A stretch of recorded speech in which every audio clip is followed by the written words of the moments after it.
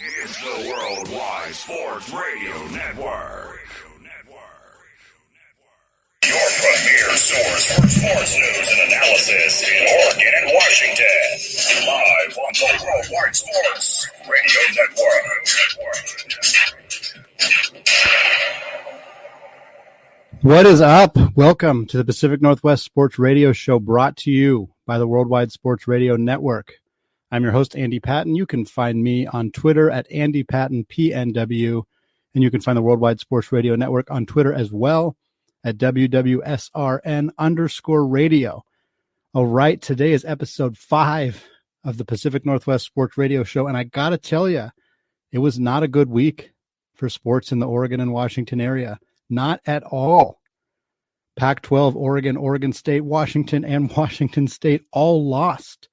3 of those 4 teams were favored, and Washington State, the lone underdog, got pummeled by USC on some rare Sunday Pac-12 football action. Additionally, the Seahawks got spanked by the New York Giants. I know the score was 17-12, but against the Giants, against a league-leading offense, against Russell Wilson, that's getting spanked. The Zags were unable to suit up against Baylor and have now had their the next couple of weeks of games shut down because of positive COVID-19 tests. The Portland Trailblazers have shut down their practice facility for a deep clean after multiple positive tests as well. So it's just wasn't a good week. Our hopes are relying on the Seattle Sounders, who just 5 minutes or so before I started this show, they just kicked off against Minnesota for the Western Conference Finals of the MLS Cup. So that is what we were hanging our hat on for the Pacific Northwest. Otherwise, just a bummer of a last week. That's okay. The show must go on. And in this case, the show does go on, as I have another outstanding guest joining the show in about 35 minutes or so in Cameron Van Til. Cameron is a Gonzaga alumni and a former writer at the Everett Herald and the AP. He has his own site currently dedicated to the Seattle Seahawks, which you can read at CameronVanTilSports.com.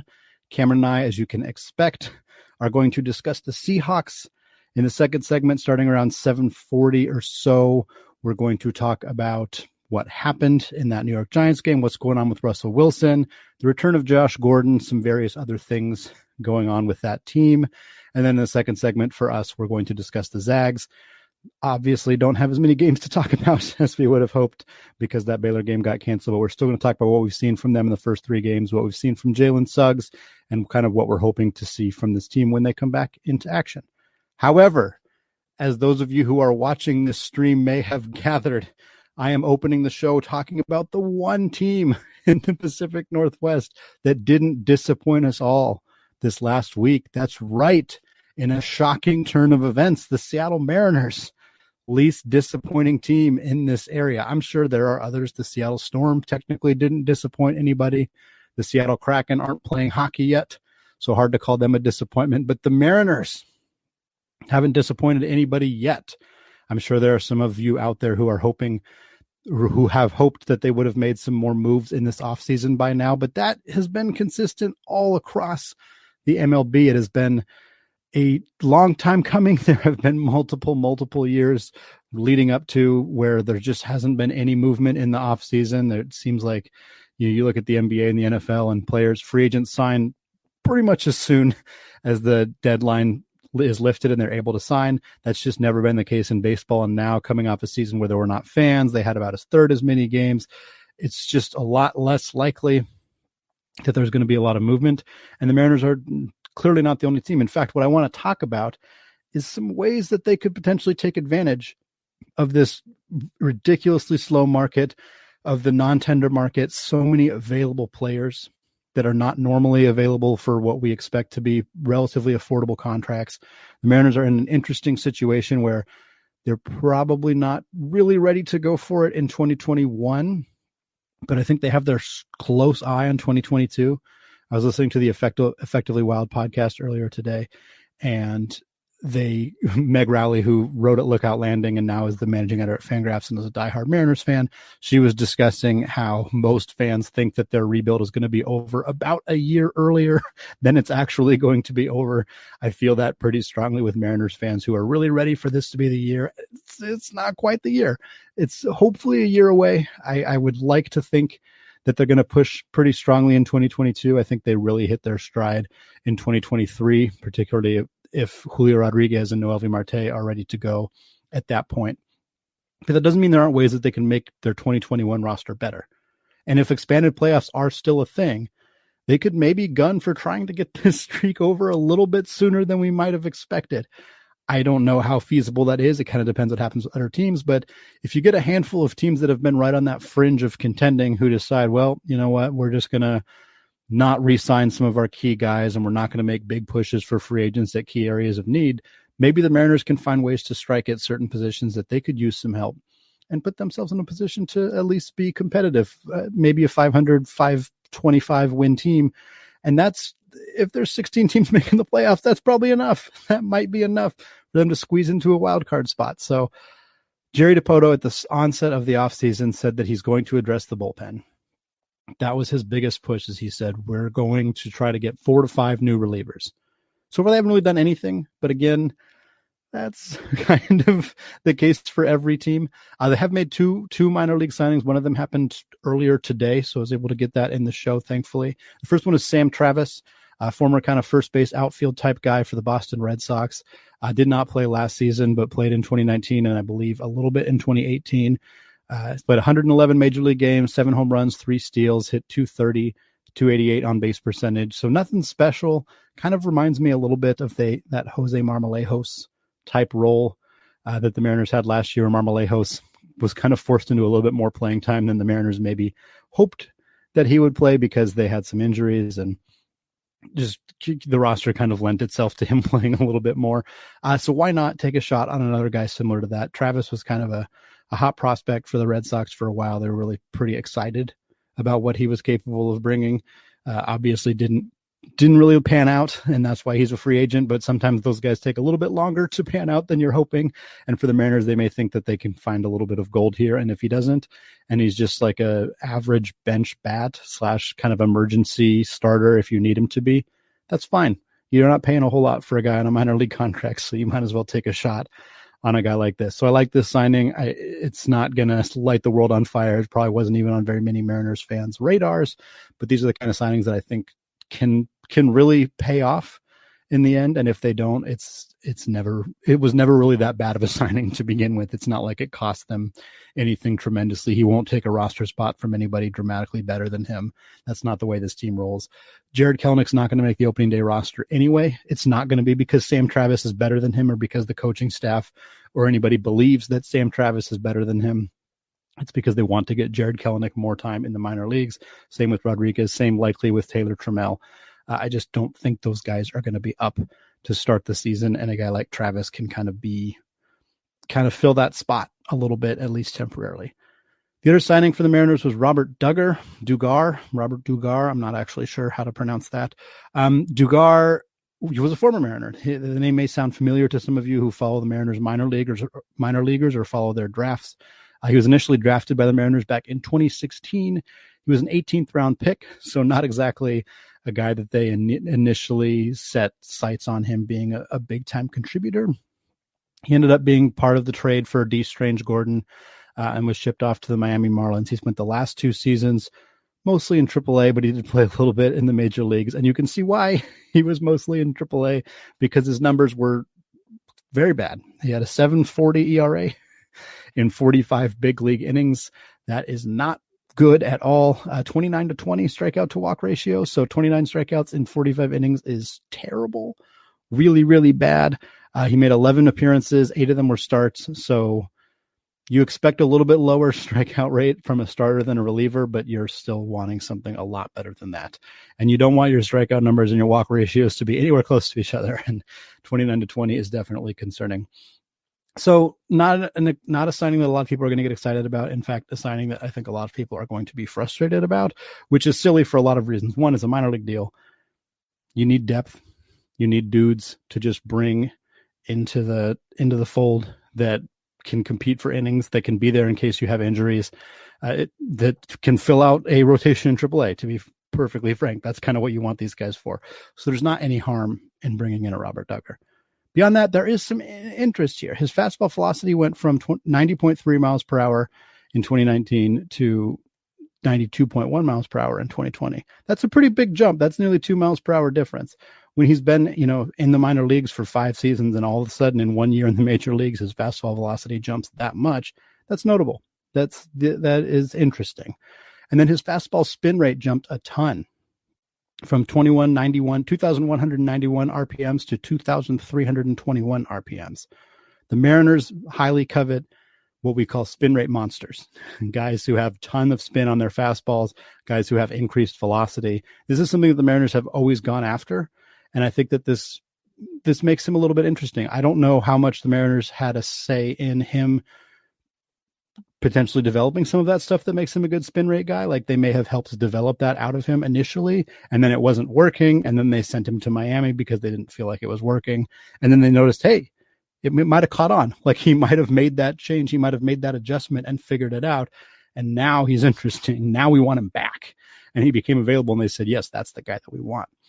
A lot has been made about the Mariners, what they call gas camp, which is where they send their pitchers, either their drafted pitchers, their minor league free agent signings, any young pitchers that they have, they send them to quote unquote gas camp. And most of the time, these guys come out of there with a lot more velocity. They come out of there with a lot more spin rate on their fastballs. And it's whatever the Mariners development is doing. The Mariners at this point are considered one of the best in the league at developing young pitching. We've yet to see that come to fruition a ton at the major league level. We're getting there. Justice Sheffield had a very solid year last year that I think kind of flew under the radar. Justin Dunn had his ups and downs, more downs than ups, unfortunately, but I think he is somebody that I'm definitely intrigued with going forward. I think he may be more of a bullpen piece, but I think he's got the tools to be a good pitcher in the major leagues. Nick Margavich had a pretty good year as well, 24 years old. I think people forget how young he was when he was with the Mariners last year. So Lejay Newsome did some good stuff as well. So I think we're seeing some of the benefits of that. We'll see it a lot more once Logan Gilbert, once Emerson Hancock, once George Kirby, once Sam Carlson, once those guys are all in the big leagues, we'll start to get a better sense of how much this actual gas camp is working. But a guy like Duggar is a great candidate for this. We already saw an uptick in his fastball velocity while he was with the Marlins. We already saw an uptick in his spin rate. We know that he's got flaws. We know that he's not striking out major league hitters. We know that he's walking too many major league hitters. 7.40 ERA means that once they're getting on base, they're scoring way too much. Pretty obvious problem there. But I'm intrigued here. I'm intrigued by this signing. I don't think it's going to be, he's not going to be closing games or starting every fifth day necessarily this upcoming year. But I think that he could be a guy who's solid in middle relief or maybe a spot starter here and there and does a little bit better than people might have expected. All right. So the main thing that I wanted to talk about, I kind of touched on it already, but the league itself has just been cutting guys left and right. Every single team, it seems like, is willing to part with guys who are in arbitration, who have yet to hit full free agency, but who teams just view as too expensive, or in some cases, they're not even that expensive. They're just moving on from guys because they think they have other more cost-effective options. Teams are concerned about their budgets because of the lack of fans in the stands over the last year, which is kind of ridiculous. You don't buy a sports team for the investment. You're not buying it to try to make a profit. Sports teams don't make profits. Sure, they probably lost more money this last year than normal because there was no ticket revenue and all that stuff. But it's insane to see teams giving up on really quality players who are on affordable contracts. It's frankly upsetting. And I know that there are people out there who like to side with ownership and think it's cool when their owners can find ways to save money. But at the end of the day, they have the money and they're just choosing not to spend it on the talent that's actually like bringing them in the money. And that's just not fair. That's just like labor. It's against the principles of how we should be running this country. And it's upsetting to see it happen in Major League Baseball. I could talk about this for a lot longer. I won't. My main point is that I think the Mariners could take advantage in a lot of ways. The first way that has been brought up already just went all over Mariners Twitter, Seattle sports Twitter, whatever you want to call it. I'm about a week late on this because it kind of came out right before my last episode and I didn't have time to squeeze it in. But it's the conversation around Tampa Bay Rays left-hander Blake Snell. Snell has 3 years and $30 million left on his contract with the Rays. He is a potential trade candidate by Tampa Bay who is unwilling to pay him for the next couple of years. Allegedly, that's the story that we're hearing, is that they're looking at potentially trading him. Snell went to the University of Washington. He's a local guy, so there's certainly some appeal there. I'm not sure that I see this here. I don't see how this fits necessarily. I mentioned that the Mariners are probably more 2022, maybe 2023. That's the tail end of Snell's contract. I'm not saying he won't be very helpful to them in 2021 if they were to acquire him for that year, but they don't need him. It maybe takes them from being a team with a 48% win percentage to a 50 to being about 500. If you're still not making the playoffs, what's the point? And the most pressing issue is that you're giving up high level prospects. You can't get him by just, offering to take on his contract and giving away a few low level prospects. If you could do that, hell yes. You do that right away because Blake Snell is amazing. And he's very, very good. And it'd be so fun to see him back in Seattle pitching for the Mariners. But why would the Rays do that? They have 3 more years of him. They're not going to give him away for free. I think, frankly, the Rays are going to say, we want one of Jared Kelenic or Julio Rodriguez. And at that point, Jerry DiPoto should say, thank you. Okay, that's it. Goodbye. And that's it. End of conversation, because there's just no reason for the Mariners to give up these guys. I know some people say, well, they're just prospects or just minor leaguers. They haven't proven it yet, blah, blah, blah, blah, blah. I know Mariners fans are jaded about their prospects. I know they remember Dustin Ackley. They remember many of the other guys, Mike Zunino, Jeff Clement, et cetera, et cetera. Promise me that you'll listen when I tell you that Jared Kelenic and Julio Rodriguez are different. These guys are different. They are transcendent athletes. They are elite, future all-star caliber athletes. Really, really, really talented players. And to give up either of them for anything less than a current high-level all-star would be silly. And Snell's good. He's near that, but he's not that. He had one fantastic, incredible, excellent season. He's had a couple other very good seasons. You'd get him for 3 years. It's just not worth it. It doesn't fit their timeline. It doesn't make sense to give up either of those guys. I could see ways where a Snell trade could make some sense if the Rays were willing to do it, but I just don't think that they would be. I think if you were able to headline it around Taylor Trammell, and you'd probably have to include another borderline top 100 guy, which in my mind is probably George Kirby. So Taylor Trammell, George Kirby, and then probably even then another pretty good third piece.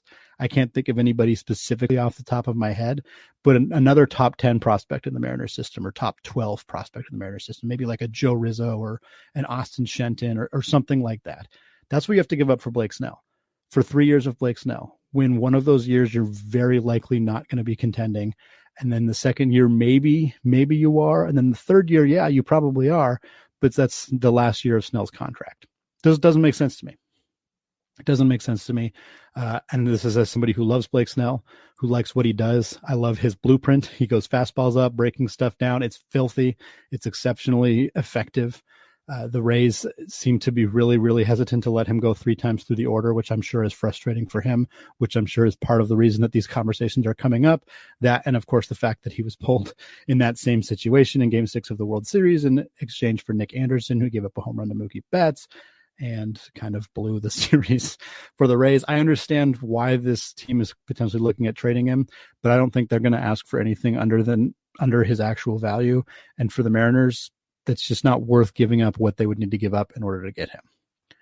So I promised you that I would talk about players that the Mariners should target, and thus far I haven't really done that, so I promise we're getting there. I want to talk about a couple of outfield options that I think really fit what the Mariners could use for next year. So we have Kyle Lewis, who's going to play in the outfield next year. We have Mitch Haniger, who, assuming he's healthy, is going to play in the outfield next year. Then you have Jared Kelenic, Julio Rodriguez, who I don't think are going to play in the outfield. They won't play in the outfield to start the year. Rodriguez won't at all. I don't think he's ready in 2021. Kelenic maybe later in the year, but you're not going into the season with him as your starter.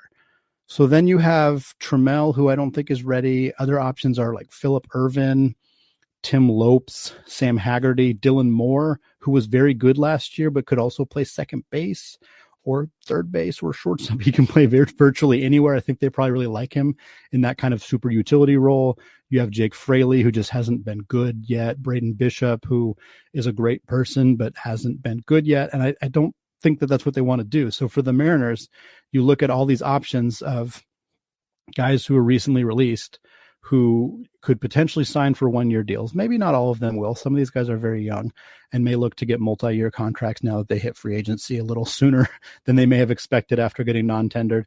But if they can get these guys on 1-year deals, have them kind of be the stopgap left fielder for a year and then, or even 3/4 of a year before Kelenic comes up, and then they can let them hit free agency again after the year when the Mariners are ready to go into 2022 with Kelenic in a starting role. So these are 4 guys that I kind of identified that I think I'm surprised are free agents. All of them are under 30 years old that I think would fit really well. The first one is Kyle Schwarber. Schwarber is former Cubs player. He's been with the Chicago organization for 10 years, won a World Series with them in 2016. 27-year-old guy, was expected to cost about $8 million in arbitration, and the Cubs said, nope, we're not willing to pay you that, so bye-bye. So now Schwarber is a free agent. I'll say this for all these moves, I'm surprised to see these guys on the open market. With Schwarber, the NL did finally make the decision that they are going to go back to not having a designated hitter in 2021, which is kind of baffling for lots of reasons, but I won't get into that right now. I think that the DH will eventually rejoin the NL probably as soon as 2022 when there's a new labor negotiation between the Players Association and the MLB. But for 2021, there's not a DH in the National League. Kyle Schwarber is not a great fielder. So maybe the Cubs just said, you know what, this experiment is over for us. We're done. But Schwarber has been an above average hitter for his entire major league career. He has played 551 games. He has a 113 WRC plus. Just for reference, 100 WRC plus is exactly average. So that means he is 13 percentage points above average. He's at 121 home runs in that time. He's only hit 230, but he's got a 330 on base percentage. He was good last year. He had 11 home runs in 59 games. That's about a 32 home run pace, which is very good. He also hit 188. So you kind of saw the good and the bad that you get with a Kyle Schwarber type guy. I'm okay with it. I think 27 years old, he's a little bit Dan Vogelbach-esque, and I think he's more likely to return the 30 home run first half all-star Dan Vogelbach than the second half couldn't hit the broadside of a barn, also didn't have any power Dan Vogelbach. His career has been a mixture of both. Obviously, most guys who are that volatile, definitely you kind of see a little bit of both. But I think the Mariners giving him a shot to be the left fielder and probably a lot of the DH. They'd probably find another spot for Ty France. Maybe he'd play second base. Maybe Moore would play left field, and maybe Shedlong would go to the bench. I'm great with this. I think this would be an amazing signing for the Mariners. I would really love to see them go after Schwarber. Next up is David Dahl. Dahl is 26, a little bit younger. He only was expected to cost the Rockies $2.6 million, and they cut him anyway. They have a lot of young outfielders. I understand that. And Dahl was really bad in 2020, but it was 24 games. That's nothing. People, the best hitters on the planet, have had bad 24-game stretches. I can't imagine they looked at that too strongly when evaluating him for this season. So that's just upsetting that he was cut. He was outstanding in 2018 and 2019. Between those two seasons, he played 177 games, which is slightly more than a regular season. He hit 31 home runs with a 110 WRC plus. So we're talking about a guy who was slightly above average with the stick, who had 30 home run power in about 162 game season. So not that dissimilar from Kyle Schwarber, except that he's a better fielder. He's not an elite fielder, but he's a lot better than Kyle Schwarber. Also, Dahl has played left, center, and right. So if Kyle Lewis maybe doesn't do as well defensively in center field this year and they want to try him out in left, they can. If Mitch Haniger's maybe mobility isn't what it used to be and they want to either have him DH or play left, which is a little bit easier, they could play Dahl in right. They have a lot of flexibility with him. I think this would be a fantastic signing. If the Rockies weren't willing to pay him $2.5 million and no team claimed him, he was non-tendered, so I don't think they could have. But either way, if nobody's willing to pay him $2.5 million, the Mariners should absolutely pay him $2.5 million. That would be a fantastic deal if they could get him on a 1-year deal. And that's the kicker. Dahl may be like, you know what? I don't know what the free agent market's going to look like next year after the labor negotiations. I don't know. He may just decide, I want to try to get a 3 or 4 year deal right now so that I can have some security. I can move my family somewhere and know that we're going to be there for a long time. And I totally get that 100%. The Mariners probably shouldn't give him more than a 2-year deal. If he says, I want 3 or 4 or 5 years, they should say thank you, but no thank you, because it just doesn't make sense to bring somebody in when you have the guys that you have coming up. But if they can get him on a 2-year or a 1-year, excellent, outstanding. Worst case scenario is that struggles that we saw last year are partly real, and he becomes a below average hitting outfielder and still a decent defensive guy who can play all 3 positions. That's fine. Basically just a better Jake Fraley is probably the worst case scenario for David Dahl. If you can get that for under $2.5 million, you should, because the upside is really good. The upside is, 25 home runs, playing left field, hitting 260. The upside is a 3.5, maybe not 3.5, 2.5 WAR player. That's great. You absolutely will take that for what his value is going to be. Next up is probably the most known outfielder that got non-tendered, in Eddie Rosario. Rosario played for the Minnesota Twins for his entire career. He's been in that system for a super long time, 29 years old, was expected to get paid around $10 million. So maybe you can understand why a smaller market team like Minnesota would give up on him. But also Minnesota is contending like one of the best teams in the American League. They're the potential favorites to win the American League Central next year, although the White Sox are right on their heels. And they give up on their starting left fielder. Yes, they have some younger guys, Alex Kirilloff, Trevor Larnach, Brett Rooker, all guys who I think could potentially play left field for the Twins next year. Maybe they felt that makes Rosario expendable. But this dude is good. He hit 13 home runs in 57 games last year. That's a 32 home run pace. He hit 32 home runs exactly in 2019. He hit 27 the year before that and 24 the year before that. This dude has pop. He is a legitimate 30 home run threat year in and year out. He also hits like 270, 280. He's dropped down to 257 last year, but again, it was a pretty wonky year. He only played 57 games. I love this one. He would be more expensive. If I'm Eddie Rosario, I'm doing my absolute best to get a 4-year deal minimum if I can. He may just not be able to get that because I think that the market is just really, really suppressed this year. I think all teams, I don't want to use the word collusion, but all teams are pretty well set, and we're not going to go out and spend a whole bunch of money because we didn't have fans last year and we don't want to make other teams feel bad about not spending money kind of deal. So, but Rosario would be the best of these options. He'd be the most expensive, but if the Mariners could get him on a 1 or 2 year deal, absolutely. He's a clear-cut left fielder. That's about the only position he plays, but he would be such a great stopgap alongside Haniger and Kyle Lewis. All of a sudden, the Mariners have a pretty darn good outfield.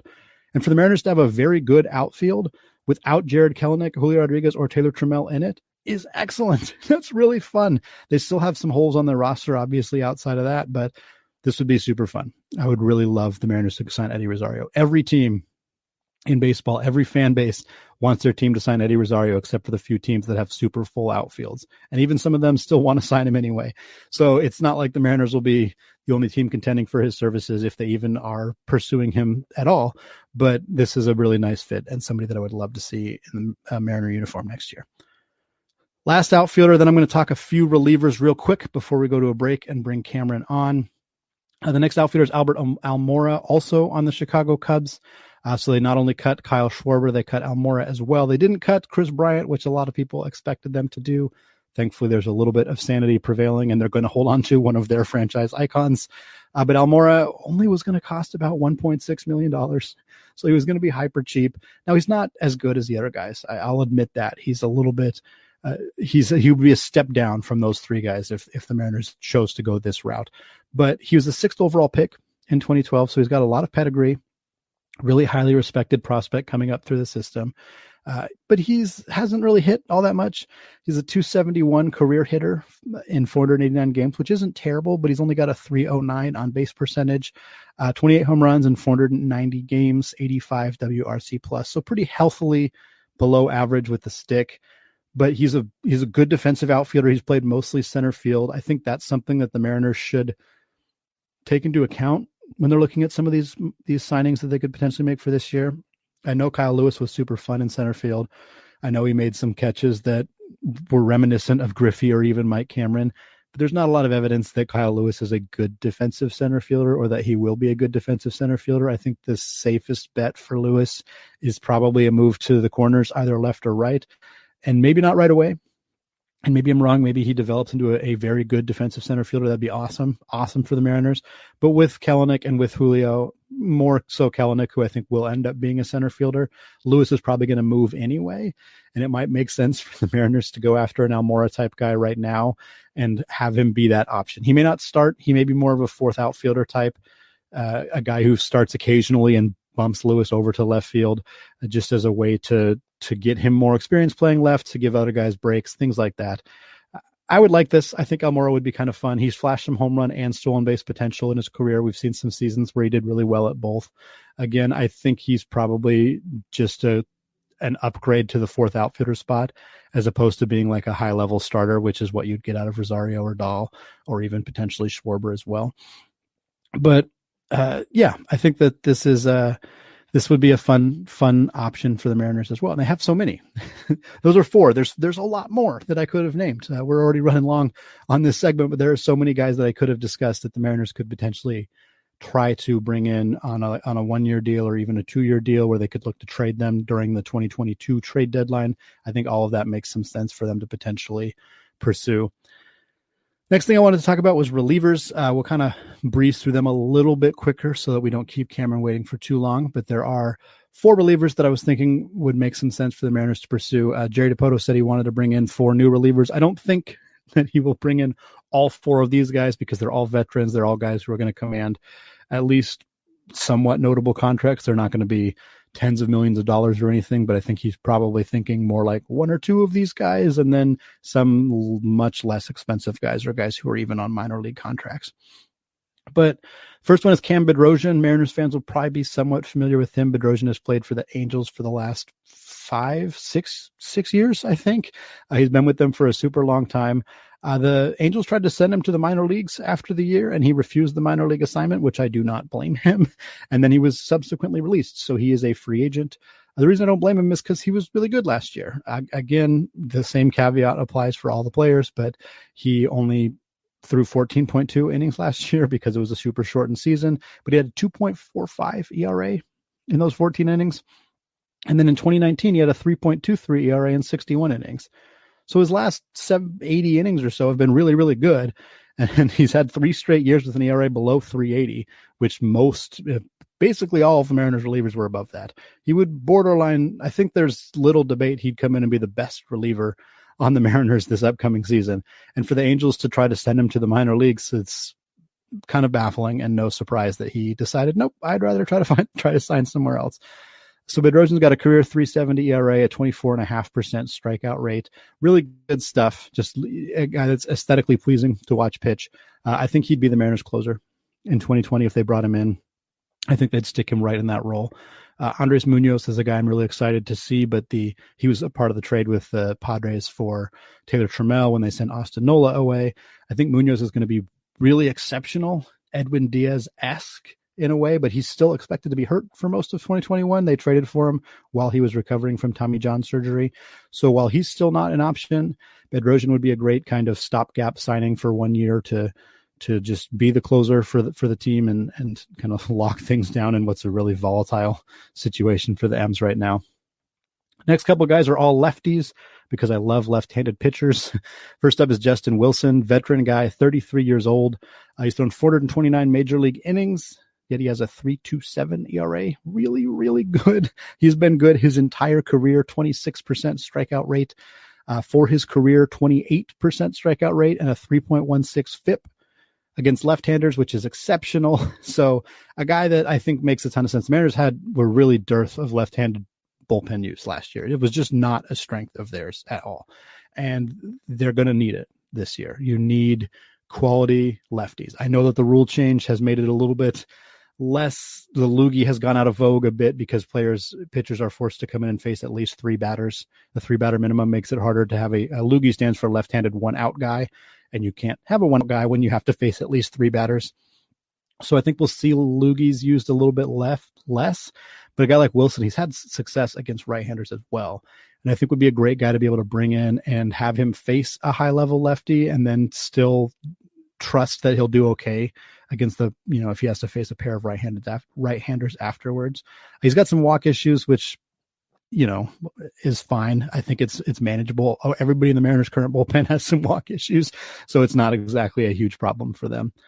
Jake McGee is next, 34 years old, was exceptional last year. So good in 20 innings for the Dodgers. He had a 2.66 ERA, 33 strikeouts, and just 3 walks in 20 innings. Also, raise your hand out there if you knew that Jake McGee was on the Dodgers last year. Anybody raising their hand? Liars. Nobody knew that Jake McGee was on the Dodgers. He'd been on the Rockies for the few years before that. His seasons before that were not very good, but he was on the Rockies, and it's really, really hard to pitch in Colorado. So I tend to give him a little bit of a break because of that. McGee also has pretty much equal numbers against both lefties and righties, which is good. That's a good, like I said with the Justin Wilson talk, that's good because that means that they can actually utilize him in late inning roles. Like he could be the guy who throws the 8th inning or the 7th inning or comes in sticky situations because you can trust him against lefties and righties. Obviously, he comes baked with some risk. He's had some injury stuff in the past. And like I said, his 20 innings last year were very good, but does that just mean you ignore the 3 bad years before that? Not necessarily. So they need to get him on a pretty affordable deal. But if they're able to do that, which I don't think that there's a lot of teams knocking down the door to sign Jake McGee, I think this is a guy that makes a lot of sense for them. Last, but very much not least, is Brad Hand. Brad Hand was probably the first domino to fall in what kind of set the tone for what people expected to be a very not player-friendly offseason in the MLB. Brad Hand was not only non-tendered by the Cleveland Indians, who would have had to pay him about $10 million next year. He was waived the day before his option, which meant that the Indians were unwilling to even pay him the $1 million buyout. The Indians said, we don't want to pay you anything. We're just going to waive you. And then no team signed him. He just cleared waivers on $10 million. Closers like this, guys with his pedigree and his level of success, have commanded well more than $10 million in years past per year. And for him to not get that from any team is a really strong indication of what this offseason is going to look like. He's been outstanding since 2016. Brad Hand has 2.70 ERA, 33% strikeout rate, 107 WHIP, 104 saves. Outstanding. One of the 5 best relievers in baseball since 2016. At least 5 best closers in baseball. He'll be expensive, but again, if no team was willing to pay him $10 million, he can't go out and ask for a 3-year, $34 million contract, which is what relievers like him have gotten in the past. He can ask for it. He's just not going to get it. The hope here is that maybe Hand will try to look for a 1-year deal to maybe try to re-enter free agency next year, when most free agents are expecting that the market will not be as terrible, for lack of a better word. If there are a group of free agents who say they want to do that, this is the group that the Mariners should absolutely tack on. And Hand makes sense there. He makes sense as a guy who you bring in for a year. He's your closer. He does really well. Maybe you look to trade him at the deadline. Maybe you just hold on to him for the entire year and then let him go in free agency, or even try to re-sign him. But Hand's also a guy, he's 30 years old. He's been good for the last 4 years. If he wants a 2-year deal or a 3-year deal, I'm not opposed to this. Obviously, I'm not going to pay him $11 million a year if the market's not demanding that he gets paid $11 million a year. But if you can get him for 3 years, $21 million, hell yeah. Absolutely. That would be amazing for the Mariners to have him at the back of the bullpen. I don't think that's going to happen for a lot of reasons. I don't think Hand's going to take that low of a price cut. I think if he's realizing he's only going to get $7 or $8 million a year, he's just going to do a 1-year deal and try to re-enter free agency next year, which even then, 1 year, $7.5 million for Brad Hand. Absolutely. Mariners should be all over that. So should all 29 other teams. And if that's the case, then it may be a little bit more difficult for the M's to get him. But this is a guy that I would absolutely consider going for. As with everybody else, I think this is a good offseason for the Mariners to really add some pieces that I think will really help them for a year or two before they really start the actual process of getting going in 2022. All right. That was a lot of Mariners talk, but we love it. I'm going to take a quick break, about 5 minutes or so. When I get back, I will be joined by Cameron Van Til to discuss the Seahawks' loss to the Giants, to discuss the rest of the season, what this means for them, what's going on with Russell Wilson, the upcoming return of receiver Josh Gordon, and, of course, some playoff implications. Stay tuned. It's the Worldwide Sports Radio Network. You're listening to the Pacific Northwest Sports Radio Show on the Worldwide Sports Radio Network. All right, welcome back. I am so excited to be joined today by Cameron Van Til. Cameron, how is it going? Good. Yeah. Thank you for having me. I appreciate it. Yeah, of course, man. Of course. I want to say real quick before we get into our conversations. I did say during that last segment that Blake Snell went to UW. He did not. He committed to UW, and then the Rays drafted him in the first round, and he opted intelligently to sign for millions and millions of dollars as opposed to going to UW. I know he's a huge UW fan, though, and he constantly talks about UW football and tweets about it. So I kind of just forgot that he didn't actually end up going there. But anyway, Cameron, where can the people find you? Where can the people tweet at you? Where can the people who want to read your stuff read your stuff? Yes. So my Twitter account is at Cameron Van Til. So CAMERON and then VANTIL. And I was with the Everett Herald, covering primarily high school sports for them for about 3.5 years until the pandemic hit. Fortunately, I'm now a free agent sports writer at this point now. We unfortunately 4 out of the 7 people on our sports staff got laid off, including myself. And with obviously no high school sports going on in the state of Washington. Sure. Unfortunately, that's kind of a brutal blow that a lot of people in the sports writing industry are dealing with right now. But so that's my Twitter handle. To kind of just to kind of stay writing, I made a little sports blog. It's called CameronVanTilSports.com, and I've been doing kind of weekly Seahawks kind of storylines and takeaways after each game. So yeah, that's kind of a little background, and that's where you can read my stuff. Yeah, well, Cameron, I've been reading your stuff, and it's been fantastic. The Seahawks breakdowns have been excellent. So I really, I'm glad that you're doing that. I'm sorry, unfortunately, that happened to you. I know that it's a story being told by so many in this industry, unfortunately. Through the pandemic, hopefully many of those people, including yourself, will get on their feet eventually. High school sports will return. These companies will need people to write articles for them eventually. So hopefully that will come around soon. Yeah. Thank you for reading my stuff. I appreciate it. Yeah, of course. So let's get into the Seahawks game. It was terrible. I think that's a pretty easy way to put it. I mentioned in my last episode that I started this radio show before the Bills series, and before the Bills game, and when I was taking notes for that game, I think the headline that I wrote down initially was like, "Does the addition of Carlos Dunlap make this team a Super Bowl contender?" And that was barely a month ago. And it feels like so long ago for that to happen. Obviously, the Bills loss was tough, but the Bills were a good team. The Rams loss was ugly. And then things just really have spiraled since then. Yeah, they got the win over the Eagles, but they didn't even look good there. And then this game against the Giants, this was the segment of the schedule where they had the Eagles, the Giants, the Jets, and Washington. And for those 4 games, it was like, okay, they're going to get 4 wins.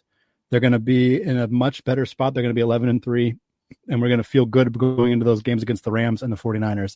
And then to drop this one to a Giants team that was 4-7 heading into the game and didn't even have their starting quarterback. They were starting Colt McCoy, who, I mean, he looked okay, but he's a 34-year-old journeyman backup quarterback who shouldn't be beating really anybody in the NFL, but definitely should not be beating the Seattle Seahawks. No. There are so many reasons the Seahawks lost this game, but we got to start with Russ. I think we have to start talking about Russell Wilson. I've defended him on here a handful of times.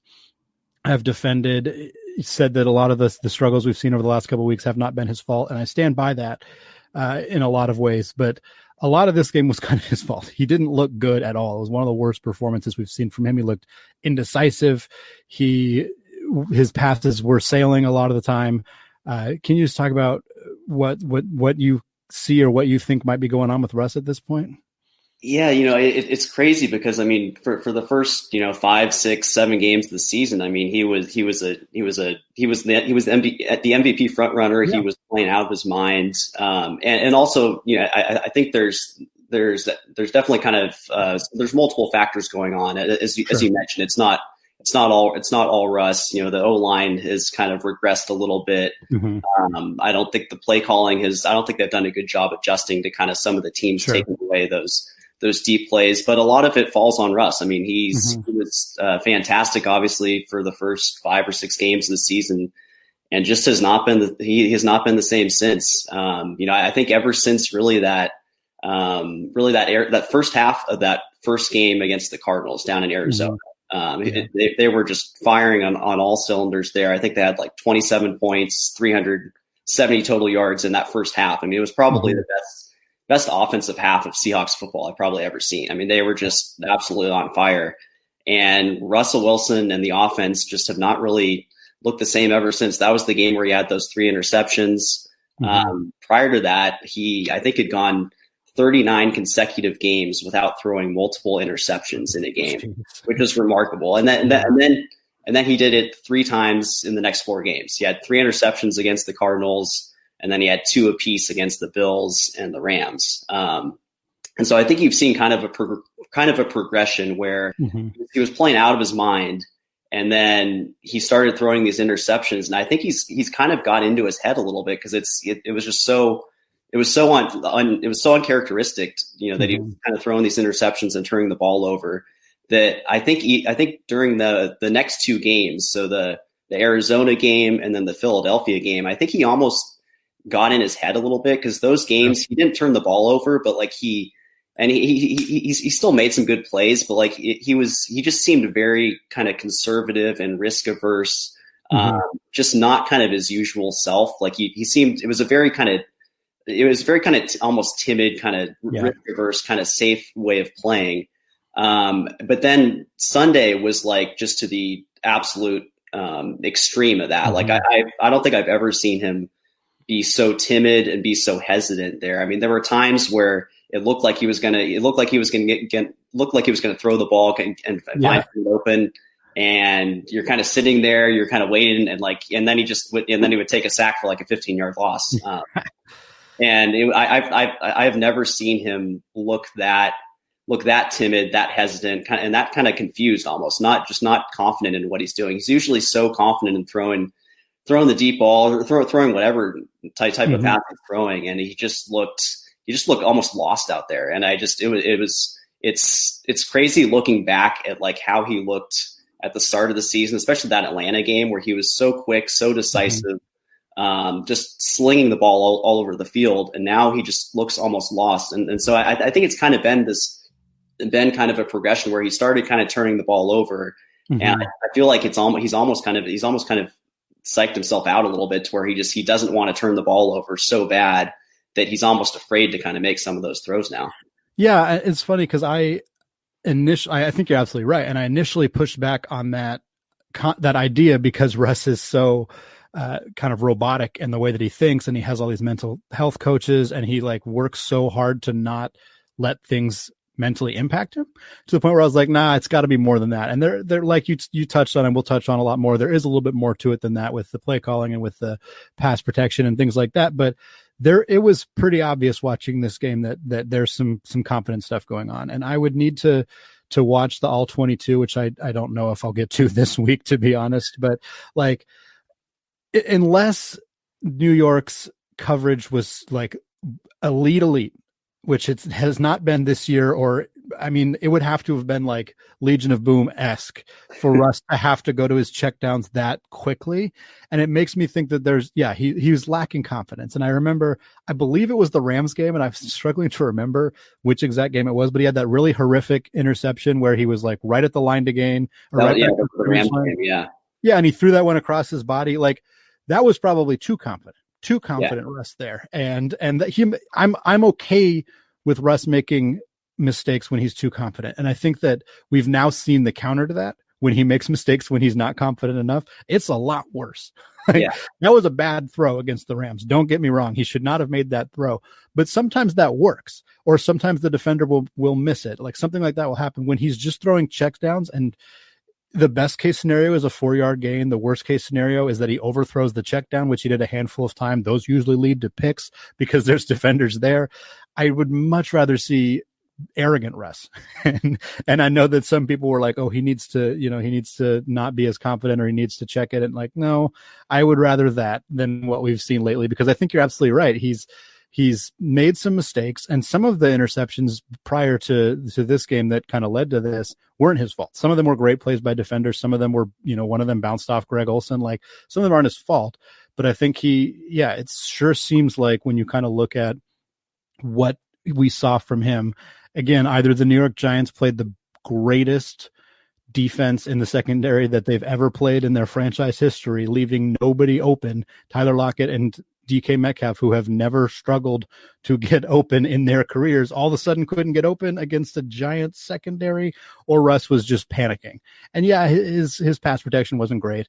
And that is kind of what I want to talk about next, because I think that was a factor in this game too. Obviously, the biggest thing, Brandon Shell was not participating. Cedric Obuhi was not participating. The two right tackles, they started Chad Wheeler, who hadn't played in the NFL, I believe, in 2 years. He started for the Giants his rookie season out of USC, but there's probably a reason he hasn't played the last few years. And I watched him. He got pushed back a lot, but he didn't give up a ton of sacks. He just, he was part of the reason that Russ was getting flushed out of the pocket rather early, but they were missing him. They had some other injuries throughout the line. It does seem like the pass protection has really faded in the last couple of weeks, and you got to imagine that that's a factor for us at this point. It has, yeah. I dug up some numbers here. Pro Football Focus their pass block grades. So for the first 4 out of the first 5 games, Seattle's pass block grades were above 70. Since then, they have not reached 70 since. And then also those first 8 games, only once were they below 60. Over the past 4 games, they've been below 63 out of the last 4 games. Yikes. And so I think that was kind of a story that didn't really get talked about enough. I think was early in the season, like Russell Wilson for like the first time in his career was actually getting like pretty good pass protection. Like I also went back and looked. So prior to this season, 5 out of the last 7 seasons, Seattle ranked 30th or worse in PFF's pass block rating. Obviously, the tape obviously showed that. I mean, Russell spent those years just running for his life. Yeah.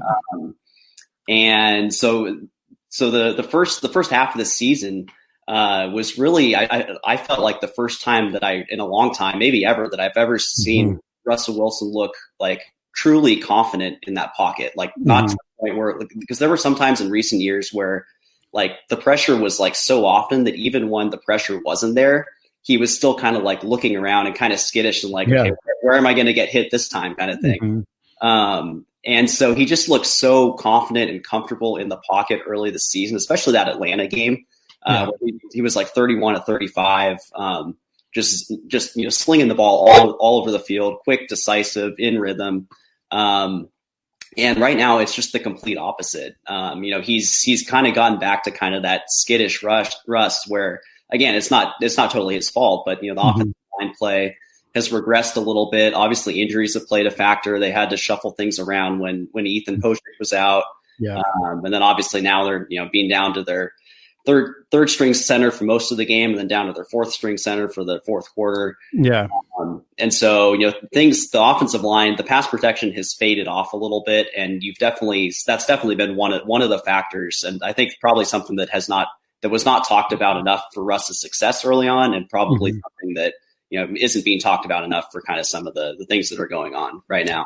Yeah, and I think it kind of coincides too with a change in how opposing defenses are attacking the Seahawks. Obviously, the Seahawks have built themselves as this team that was kind of going to pound the ball down your throat on the ground and then pass more often on third down, and they got very predictable the last couple of seasons. That's been the criticism of run pass being all they ever did, and that's kind of what bore out the whole let Russ cook movement. And then they did, and I think it really caught teams off guard, because not only were the Seahawks passing way, way more, which teams knew if they ever did, they would be great at because Russell Wilson's exceptional. They were doing it more, and they had a good pass rush. So teams were like, oh, we can't figure out how to get to Russ. And he's got 2 elite receivers. He's got a good group of tight ends they're protecting. Like, what the hell are we going to do? And that's what happened. And then everything kind of fell apart at once, where the offensive line got a little bit more hurt. The offense itself got a little bit stale. Obviously, Chris Carson being hurt was a factor because the run game kind of got eliminated to the point where then they had to go to the pass. And then what we saw, Buffalo did this really well, and I think New York did it really well, was kind of these stunt rushes where they delayed a little bit. And there was one in particular, I don't remember who the rusher was, but it was Jordan Simmons playing left guard. Just watch the dude go straight past him and get to Russ easily. And when Russ is hesitating with the football, those gap rushes or those delay rushes are hyper effective because he's not getting rid of the ball quickly. And this is how opposing teams are really good against the Seahawks, is they just throw the ball in like 2.5 seconds or 1.5 seconds because they play this soft zone, which we could talk about later because we're not on the Seahawks defense yet. But with the Seahawks offense, like their passing plays take a while to develop. And then you realize that you can send these different pass rushes, and it was just a recipe for kind of all of these things mixing together. And then on top of all of that, you throw Russ having somewhere in the back of his head that he's going to throw an interception and worrying about that and hesitating just a little bit. Like, we didn't see how many 50-50 balls did we see thrown to DK Metcalf this game? Like, so few. DK Metcalf is a freak. You should be throwing him 50-50 balls unless he's against like Jalen Ramsey. And even then, they probably should have thrown him a few 50-50 balls against Jalen Ramsey. And against this defense, absolutely. And they didn't give him a shot to do that. And that's just upsetting. Like, that's something that they needed to get a chance to do. And part of it was Russ having to move, but part of it was him staying there too long. Like you said, he waited in there. The offensive line couldn't hold him for long enough, and he took sacks. And some of them are on him. Like, a lot of them are not on that offensive line too. Yeah. Yeah, definitely. I think defenses have kind of adjusted a little bit. One with the different blitzes, as you mentioned there, but also they've started really trying to take away those deep passes, and you saw it a lot yesterday where they were playing kind of those two high safeties. Minnesota also did a really good job in the first half of that game of really kind of trying to take away the deep ball. And the Seahawks just, a lot of times, they just don't do a good job of making those adjustments in game. Like, it was mind boggling. You're watching this game, and number one, they're playing, two deep safeties for a lot of the time. So those deep passes those long developing routes are not going to be there. And secondly, they were getting pressure on the quarterback. So that makes, as you mentioned, that makes it even tougher. It was just mind boggling why they didn't go to kind of a little bit more of a quick passing game and try and get kind of some of those shorter intermediate stuff. It seems, I mean, I'm not, obviously I don't have a fraction of the football knowledge as Brian Schottenheimer, but from watching the game on my couch, it seemed like that was like a necessary adjustment that they should make. And they just never really seemed to do it. And also, again, part of that is Russell Wilson over his career. He's not done a great job sometimes at kind of taking those shorter, 4 or 5 yard gains when he needs to. Yes. Yeah. He loves throwing the ball deep. He loves the deep ball, and he's the best deep ball passer in the game. So you got to take those deep shots. But when they're not there, he has to take those shorter kind of underneath throws. And Schottenheimer, quite frankly, just needs to do a better job of getting or putting these receivers in position to make plays. And I just thought that it was very perplexing that there were not more kind of that they didn't go to more of a quick passing game here. And also, like, the lack of tight ends this season has been really perplexing. I went into this year thinking, like, man, they're gonna have this two-headed monster with Greg Olsen and Will Disley. Olsen's obviously out right now, but I actually picked up Will Disley in 2 of my fantasy drafts at the start of the season in like the 14th round, because I thought, man, like, this could be like a steal. Like, I saw a big season coming for him, but they have not really utilized the tight end like I expected them to. And it seems, especially right now, as teams are trying to take away those deep passes, it seems like the perfect way to really kind of combat that is kind of the tight end, some of those kind of seam routes up the middle. So I think the Seahawks, I think Schottenheimer and Pete Carroll and Russell Wilson really need to kind of do some soul searching, and just in terms of kind of play calling, and really kind of make some adjustments, because other teams, the defenses are making these adjustments on the Seahawks, and they for whatever reason, a lot of times they just seem to be really slow to make those adjustments themselves. Yeah, I mean, there's multiple games of tape now that show how to beat the Seattle Seahawks on like tons of it. And obviously not every team has Jalen Ramsey, but now there's been proven ways to do it that don't involve having, one of the best safeties of all time playing on DK Metcalf. And that's what's frustrating to me. And you brought up exactly what I was going to talk about next, which was the tight ends, because they don't have a Doug Baldwin anymore. Tyler Lockett is a slot receiver, but he's more of a deep threat than Baldwin was. He's not that possession guy. Metcalf is not a possession receiver. He's a deep threat. David Moore isn't really a possession receiver. He's more of an end around guy or a deep threat. And so the possession guys, the guys who run those seam routes, like you said, should be your Will Dissleys. Should have been Greg Olsen. They tried it with him. Obviously he got hurt. Jacob Hollister got some attention in this game, but didn't do all that well. Not all his fault necessarily as well. But I mean, the Seahawks went into this season with 5 tight ends on the roster and they're not using any of them. That is very, very baffling to me. They had so many of them. It seemed like it was going to be a huge part of the plan. And then it's just hasn't been at all. It's very strange. It's crazy. Yeah. I mean, even like 2 games ago, and I mean, Disley had, I think, like 1 target or something, and that was after Olsen got injured. So I was like, okay, Disley now Disley's at least going to get like, maybe 3 or 4 targets a game, and it just didn't happen.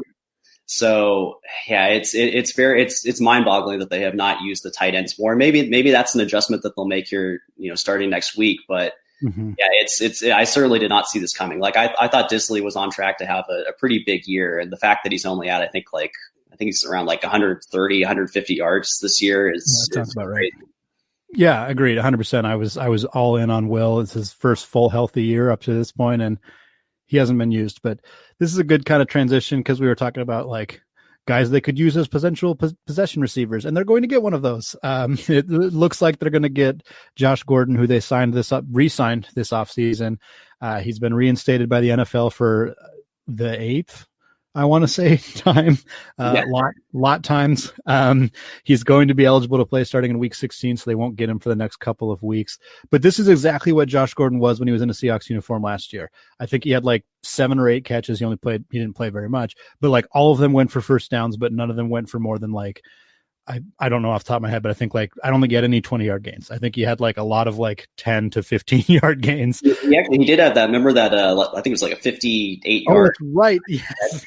Yeah, that was the only one though, I think. But that was that was a great catch. I'm excited about this. I think that he does add an element that the team doesn't have. They went into the season with 2 elite receivers in DK Metcalf and Tyler Lockett. They've been as advertised when Russ has been on. They've been extraordinary. David Moore at the beginning of the year looked really good. He's fallen off pretty tremendously. Philip Dorsett didn't play a snap because he was injured. So that third spot has kind of been a stick in the Seahawks side for a while now. And this year it's really kind of bit them, especially if they're not going to use their tight ends for some reason. I mean, I kind of like what we've seen out of like Freddie Swain. He's looked okay, but they really need a reliable pass catcher from, 8 to 10 yards out. And Josh Gordon is that. And he was that last year. He was that with Russell Wilson. They have that relationship already. It's a bummer they don't get him sooner because the book is out on how to beat the Seahawks. And I think that the teams, the Rams and the 49ers, who will have to deal with the Seahawks team, reintroducing Josh Gordon to an offense is going to be a challenge for them. What do you hope to see out of Gordon for those last few games? Yeah, no, I was actually, I went back for the last 3 games, outside of Metcalf and Lockett. Seattle's other receivers have combined for 6 catches, 5 yards, and a touchdown. So 5 yards from your other receivers. I think that was all David Moore. I don't think bad. Got a catch for the last couple of games. So Moore really shined kind of early on in the year. He made some big time catches against the Patriots, I think, and he had a big catch he had a pretty big game against the Dolphins, if I remember correctly. Sounds right. But he's really just kind of faded off, and I think that's also been a big part of this too. Is that the Seahawks obviously have 2 elite receivers in DK and in Tyler Lockett, but when those guys are when teams are taking them away with with some of those 2 deep concepts that the Giants used on Sunday, You need other receivers to step up, and so I think this Josh Gordon addition is huge. I think if you had asked me early on in the season, like whether the Seahawks needed Josh Gordon to be like a Super Bowl contender, like I would have been like, no, like they don't need him. Like he obviously has someone makes them better, but this offense was clicking without him. David Moore was playing well. But now you look at it and it's like, man, like they really do need Josh Gordon right now. They need him, and they need him as soon as possible. So I think it'll definitely be a challenge. I mean, he hasn't played in a year. He's coming back for that Week 16 game against the Rams, so not exactly the easiest game to kind of to ease him back in. It would have been nice to have him, against the Jets this week, or maybe even against the Jets. It would have been nice to kind of get him some reps before maybe the biggest game of the year against the Rams. But I definitely think that he could be kind of that boost for this offense. And, he seemed to gel with Russell Wilson last year during the limited time that he played. And he's still obviously a very elite talent. I mean, he hasn't played in a year, but it seems like I know that he's been, working out and training hard, preparing for this moment. And so I expect him to come back and really make a difference for this team. Yeah, I think especially when you look at him going against the Rams and how the Rams defended the Seahawks last time, that'll be more difficult to do with Josh Gordon in the mix. And I agree with you 100%. I would have thought, he's icing on the cake. He's just an added bonus to have. And now it's like they need him to get to. I mean, they need him. Like they're probably going to make the playoffs without him, but like he's pretty darn important, and that's a pretty stark change from where they were before. And I think the same point that I always make about Josh Gordon, and that I'm not alone in making this point, certainly. But when you look at even just what he was capable of doing last year at his age, and with his lack of having played a lot prior to that, the man is so talented. And it's unfortunate that his career has gone the way that it has, because I think had he been able to play and stay healthy and stay in the league, we'd be talking about a legitimate great. And I'm glad the Seahawks have him. I'm glad he's getting another shot for him, for the team, obviously for Russ, because he likes being with him. And I hope that he shows us some good stuff, because I think it'll be, that Rams game is so crucial. But the team does have 2 games before then. The first one is against the Jets. I didn't think the Seahawks would lose to the Giants, but I got to tell you, I really, really don't think that they're going to lose to the Jets. Yeah, I have a very hard time seeing that happening. I think that at this point, it's very legitimate to wonder if the Jets are trying to win football games, particularly against the Raiders. I mean, my goodness, they sent 8.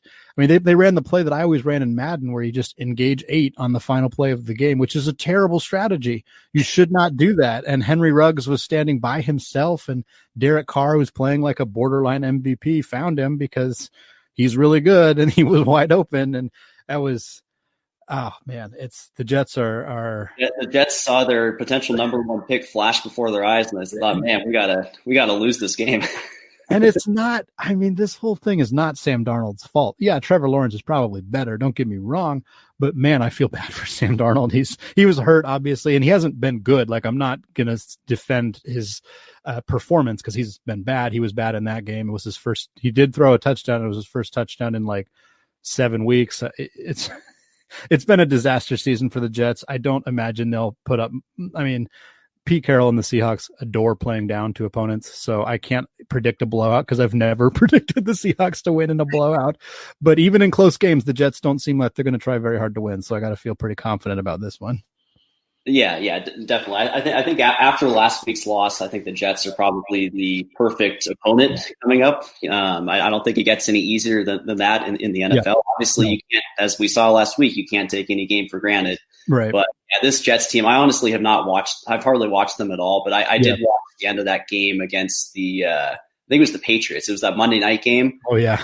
They made just they made like 2 or 3 just dumb mistakes, like in the last like 5 minutes, and that just kind of encapsulated their whole season. It's like this is why they haven't won a football game yet. Like they just not talented, dumb mistakes. I mean, they're ranked number 31 in offensive DVOA, 27 in defensive DVOA, and 28 in special teams DVOA. So they literally don't do anything well. Like they're bad in like every facet of the game. So not what you want. No, man. week against Washington. That suddenly looks like a pretty tough matchup after what Washington did today to the Steelers. Yeah, I was about to bring that up. You led into it perfectly, Cameron. I was on record as saying that I thought the Steelers were perhaps the worst undefeated team at this stage in the season. And that's not even really a knock on the Steelers. I think they are good, and they were having a very good season. They still are having a very good season. But I'm not stunned that they got clipped by an inferior team like Washington. But yeah, Washington's rolling right now. Like they're a pretty good for their record as well. I think that they're decent. They're kind of finding their way. Obviously, they've had their quarterback issues. They got Alex Smith now. I'm interested in that game. I'm slightly nervous for it. Let's assume the Seahawks take care of the Jets. And I could see a situation where they start looking ahead to the Rams.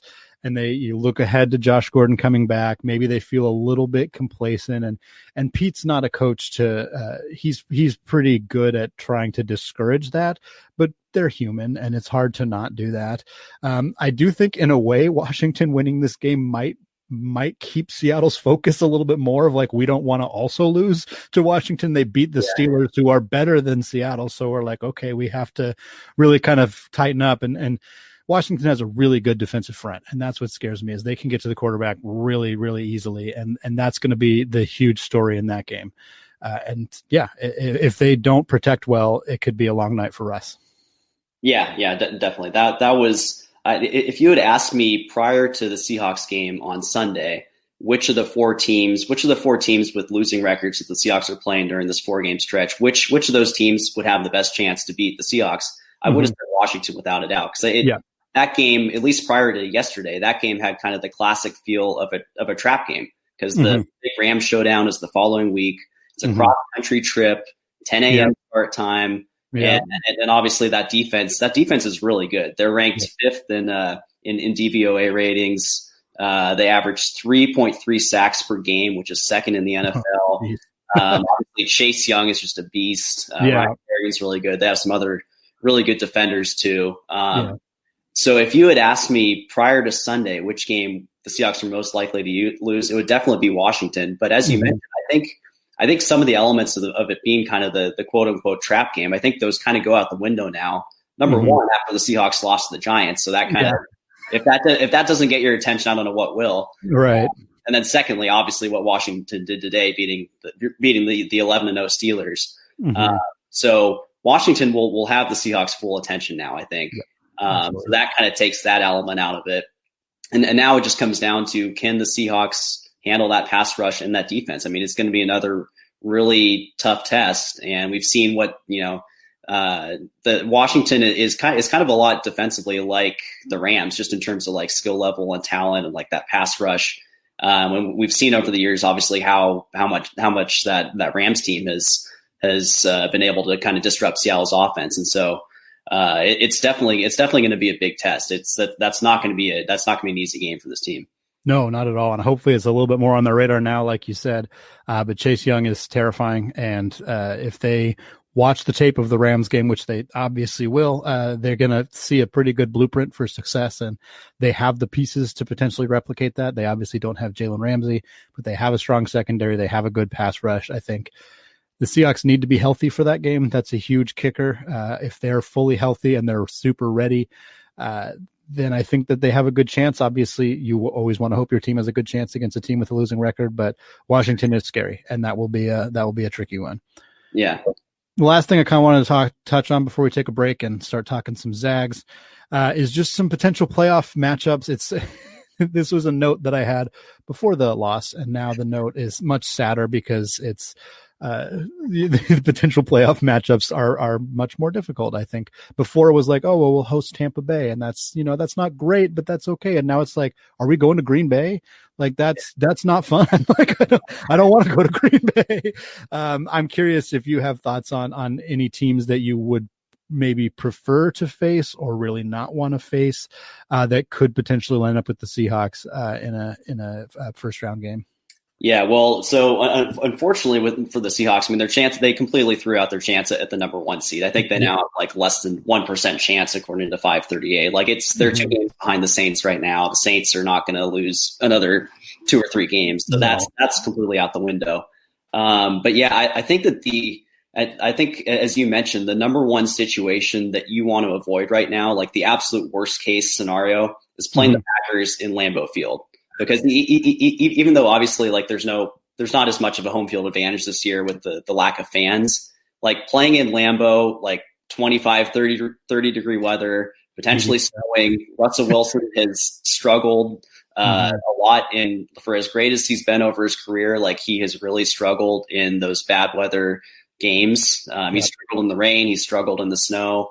He struggled in the cold in Lambeau. That was a game where he threw, I think, 5 interceptions. 5 interceptions, yeah. So like that would be the absolute worst case scenario, I think. And if the Seahawks if the Seahawks are able to win the NFC West and get the 3 seed, and the Packers presumably finish as the 2 seed, like there's a very good chance that they could meet, that could be the matchup. Seahawks going to Lambeau Field for the divisional round.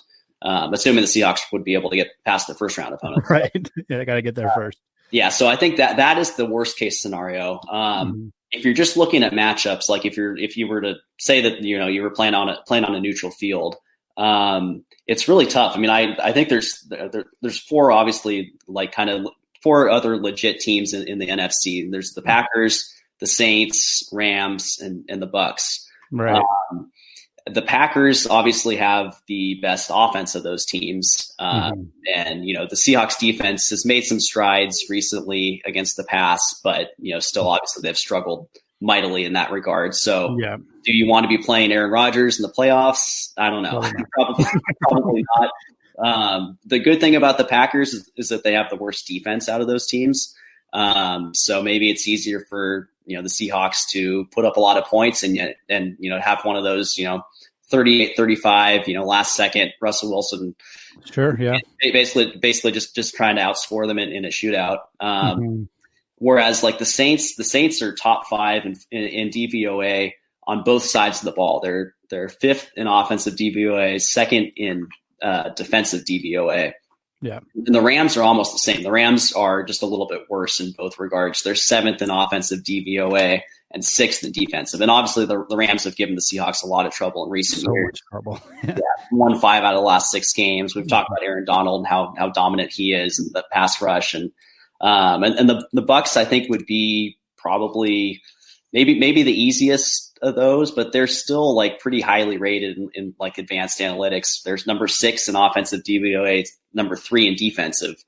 They've had kind of some clunkers lately, but I mean, do you really want to be playing Tom Brady in the playoffs? Right. Probably. Exactly. So none of those 4 matchups look particularly like good on paper, and I think it's almost a toss up as to what would be the best matchup. But I think as I mentioned, I think the absolute worst situation would be going to play Green Bay at Lambeau Field. I think that is the one situation that you look at it and you're like, man, like I don't think the Seahawks really have a very good shot at winning this game. So I got a close friend who grew up in Green Bay. He's a diehard Packers fan, lives out here now, and him and I were talking before the Giants game. I think it was before the Giants game, and we were talking about playoff matchups. And he was like, "Yeah, I feel like the Green Bay. I kind of want them to play Seattle. I know some of my friends don't want that matchup." And I was like, "Dude, that's a good one for you guys. Like, I love the Seahawks team, and I think that they have a lot of talent, but their weaknesses going up against Green Bay's strengths." I have a really hard time seeing Seattle pull that one out in Lambeau. If the Seahawks can play that game in the divisional round after winning a playoff game, they're still going to lose it most likely. But at least the season, they kind of salvage the season a little bit. If they're forced to play that game in the first round of the playoffs and they lose, that sucks. But it's really hard to imagine a scenario where they beat Aaron Rodgers and Green Bay in Lambeau with the way that they've been playing lately. Even at their peak this year, I think the peak Seahawks this season would make it really close. I think there's definitely, like you said, the last second Russell Wilson magic. Yeah, that could definitely happen, but they've got to play at their 98th percentile of what they've done this year. And we haven't seen anywhere close to that in the last couple of weeks, which makes it seem like it could get kind of ugly. Yeah. Yeah. All right. Yeah. So we're the the whole NFC playoffs are going to be just fascinating. I think the AFC like is pretty much down to like the Chiefs and Steelers, and honestly, I think the Chiefs are like the definite favorite. Like the Steelers, obviously, were undefeated going into today, but I mean the Chiefs are clearly the best team in football right now, and definitely in that conference. But the NFC is wide open. I mean, there are probably 5 different teams that can make it to Super Bowl in the NFC, so it's going to be really fascinating to see what happens.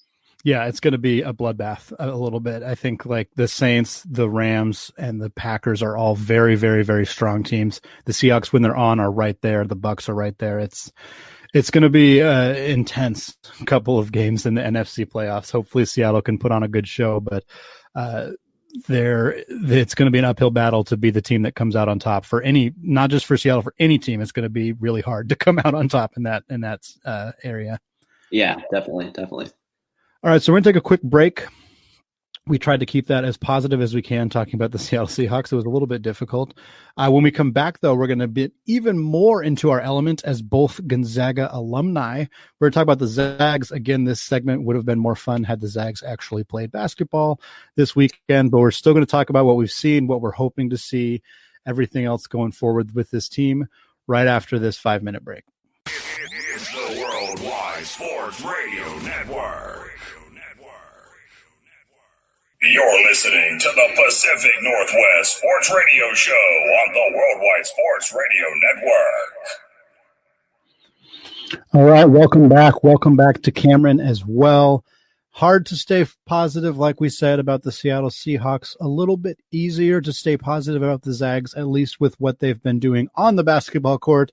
Unfortunately, they have not been on the basketball court as much as they should have been, and have definitely will not be on the basketball court for a while. For those that did not hear, their game against Baylor, which was a number 1 versus number 2 matchup, really exciting Saturday morning game, was canceled just before the game started because of more positive tests on Gonzaga's roster.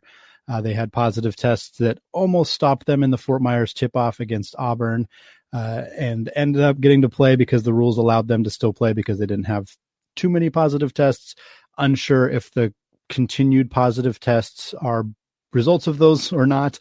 I don't like to speculate on who has COVID-19. I don't think that that's a very useful endeavor, but at the end of the day, we know that at least 2 more members of Gonzaga's team, 1 player and 1 non-player personnel, have tested positive. Gonzaga, out of an abundance of caution, according to their statement, have canceled all of their games through December 14th, which means they will not play Tarleton State, which was scheduled for tomorrow. Southern, Northern Arizona University, and Idaho were all scheduled. Their next scheduled game is against Iowa on December 19th. This is a bummer for a lot of reasons. Obviously, the Baylor game is the most notable bummer because it was going to be a really, really fun game of basketball. It's going to be similar to the Gonzaga Duke game from a couple years ago, which was one of the most exciting non-conference, just regular season games in all of college basketball over the last couple of years. And I think that Gonzaga Baylor has the potential to be that kind of game as well. But, you got to stay safe. Unfortunately, when you host a radio show in the middle of a global pandemic, you find yourself talking about the global pandemic a lot. And I have found myself doing that. But wear a mask, be safe, socially distance when you can, as often as you can. Hopefully we can get to the point where when March rolls around, we're not, wringing our hands about whether an NCAA tournament will happen, because that is just not something that anybody wants, is for that tournament to not happen, but particularly Gonzaga fans, because God damn it, that's the first time I've sworn on the show, but it's worth it. This team is really good. They're really, really, really good at basketball. We did see 3 games. Obviously, we saw them play against Kansas and Auburn and West Virginia. They're 3-0. They struggled a little bit with Bob Huggins' squad at West Virginia. Cameron, before we dig into some nitty gritty, what are some impressions of this team that you've seen just so far? Yeah, I mean, this team, I've been looking forward to this team for probably like a year and a half, since like the summer of 2019, which, I think a lot of Gonzaga fans out there can really relate, and kind of see the progression of kind of some of the recruits, start to commit, or like, Jalen Suggs. I think at that point, like, it looked like, man, the Zags really have a pretty good shot at getting him. And that happened. And then you start kind of piecing things together, like, okay, we'll probably still have Kispert then. Yeah. We'll probably have these other guys. And you start to look at it and you're like, man, like, this team is going to be really, really good.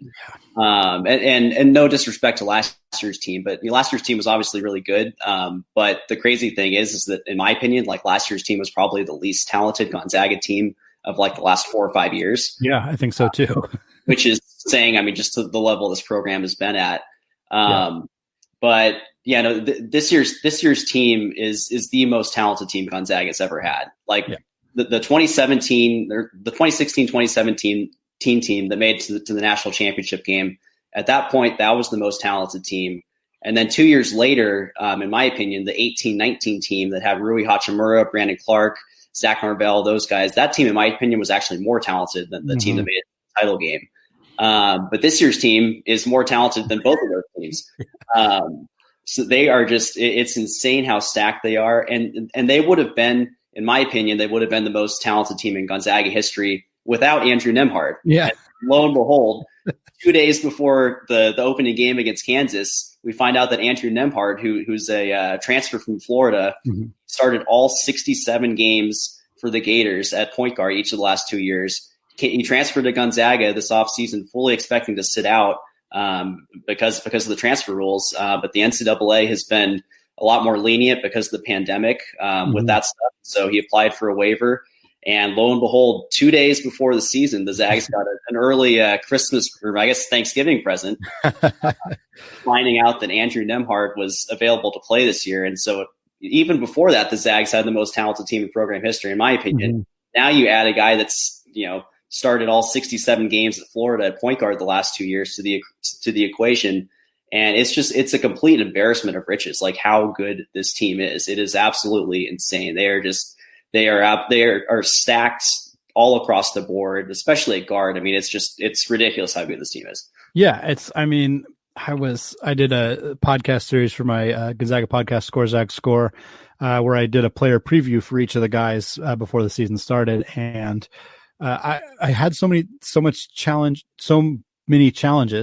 trying to figure out like how much these guys are going to play. Like some of these guys, I'm like, okay, I spent the entire first segment of the show talking about how great they were in high school. They're a top 60 recruit, blah, blah, blah, blah, blah, or they're a grad transfer in Aaron Cook or whatever. And then in the last segment, I'm like, yeah, so they're going to play like 5 to 8 minutes per game. And people listening are like, that's insane. I'm like, it is. But how the heck are you going to find minutes for all these guys? And people were like, there's no way that Dom and Julian, which is Dominic Harris and Julian Strother, two of the 3 members of the Tricky Trio and guys who were both top 60 prospects in the country, like 2 of the, I think 6 highest rated recruits the program has ever gotten. And I'm like, these guys aren't going to play in year one. Like there's not room for them to play, which is just insane. But this, like you said, this was before Andrew Nembhard was eligible. I think I kind of thought, okay, Dom might get some run as like the kind of microwave, like high level scorer off the bench in like a 5 to 8 minute role is kind of what I thought. Okay, that's probably where he'll be. And now I'm like, no, like he's not in the rotation at all. I mean, you got Suggs, you got Joel Iayi, you got Andrew Nembhard, you got Aaron Cook, and that's not counting Corey Kispert, who can play some 2. That's not counting Martinez Arlauskas, who can, I think, play some 2. There's no room. And yes, the Zags will play 3 guards at a time, a lot, 4 if you count Corey, but at least 3 for sure. But it's like you said, it's an embarrassment of riches. This team is so stacked. And I think you got to start, when you're talking about this team, you got to start talking Jalen Suggs first. I think everybody knew he was going to be so good, not just Gonzaga fans. Obviously, he's gotten attention for years. He was a high level football player in high school, as well as being one of the best basketball players in the country. He was recruited by tons of programs potentially to play both football and basketball. He was thought to be a candidate to go to the G League. He committed to Gonzaga. He ripped off his shirt to show the Gonzaga logo on ESPN, something that is just not what you would have expected for guys to commit to Gonzaga to look like for most of the school's history. It's just never really been their MO, but it was awesome. And now he's here and arguably already exceeding expectations, which, considering how high some of those expectations were, is absolutely ludicrous. Yeah, no, it was crazy. I mean, that first game, the first 40 seconds of his college career, he had that alley-oop dunk. And you're like, okay, I guess the Jalen Suggs show has started. But yeah, to put up, that first game was phenomenal against Kansas. You're playing the number 6 team in the country, first ever college game, and he goes out there and all he does is score 24 points and have like 8 assists. Like casual. Yeah, it was ridiculous. He is just such an incredible athlete. I mean, some of his plays in transition where he really gets going and he's like weaving in between guys, and his finishing ability at the rim. He's obviously an incredible athlete. He was the Max Preps High School Athlete of the Year, National Athlete of the Year, for his success both in basketball and football. Could have played, as you mentioned, could have played football at like Ohio State, I think, and Georgia. Yeah. And chose to come to Gonzaga to play basketball, and his athleticism just jumps off the page when you're watching a game. I mean, it's really a pretty remarkable thing to watch. Yeah, Gonzaga's had some great guards. Don't get me wrong. They've had some guards who are very dissimilar to Suggs in your Dan Dickau, your Kevin Pangos, your Blake Stepp, the more traditional point guards who run a half court offense, more floor generals. They have had some of the more hyper athletic point guards. Jeremy Pargo is obviously the most notable example. He was a bit like that, but I love Jeremy Pargo. Don't get me wrong, but I've watched tons of highlights when he was at Gonzaga. I watched a lot of those games live before I came to GU, and he didn't have the control that Suggs has. Suggs can, like you said, he barrels down the court, and I'm used to seeing a lot of guards do that. And I think of like your Josh Perkinses and your Silas Melsons and Gary Bells who were good out in the break, but often didn't. Those were situations where the best case scenario was often getting fouled, and Suggs can just finish like easily. He can dunk on people. He can get around them. He can stop his body and move around people effortlessly. And you see guys in the NBA do that sometimes, and so you don't realize how hard it is. And then when you watch like 60 or 70 college basketball games a year, like I do, you realize like this is really, really hard to do. And Suggs is the first guy in a Gonzaga uniform to make it look easy. He's the first guy that makes that look completely effortless. Zach Norvell was pretty good at it, but he a lot of times the ball came off of his hands, or he drew a lot of fouls, but he didn't make it look nearly as easy as Suggs does. It's a pretty incredible thing to watch. Yeah, definitely. His and some of his finishes at the hoops. I mean, his some of those reverse layups that he had early on, and I think in the Kansas game. I mean, his finishing has just been phenomenal. As you mentioned, that body control to be going full speed ahead with so much explosiveness, but also to have the body control to make those acrobatic finishes at the rim, or an explosive jam at the rim. Yeah, it's really a crazy thing to watch. Absolutely. I'm so excited to see him for the rest of the year. I'm bummed that we don't get to see these next 4 games. But I think that they were probably games considering his ankle injury. We don't really have a status update on that. And now, because they're not playing for a couple of weeks, we probably won't get a status update on that.